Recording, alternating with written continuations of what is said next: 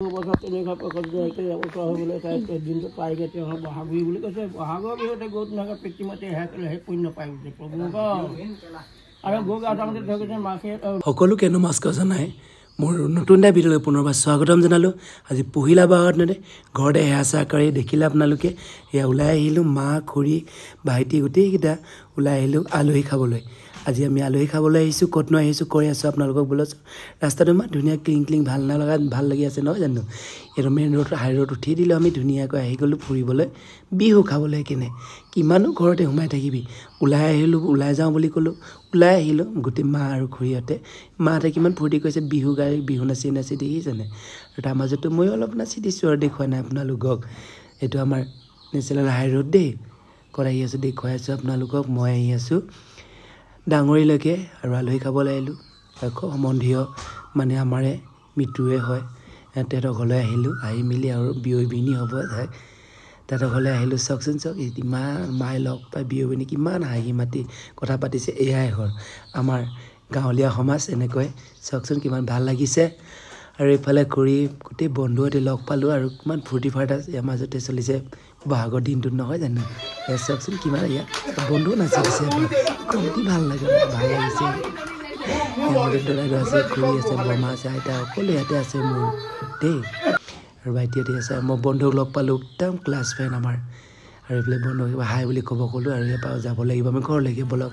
আৰু হুঁচৰি আহিছে আজি। হুঁচৰি প্ৰথম নামঘৰত গাম আমি আৰু বাইদেউ ঘৰত অকণমান চাহ খাব দিলে, তিলপিঠা আৰু লাল চাহ। আৰু এইফালে নামঘৰত আহি গ'লোঁ, নামঘৰত আৰু হুঁচৰি চুঁচৰি গালোঁ আৰু গাই আছোঁ। হুঁচৰি চুঁচৰি সমবেত হ'লোঁ ইয়াতে ৰাইজ ভগে থৈ। প্ৰথম আমাৰ পহিলা দিনটো নামঘৰতে গায়, তাৰপিছত মিৰিকত গাব, মিৰিকত গাই আৰু গাঁৱৰ এঘৰকে গাব।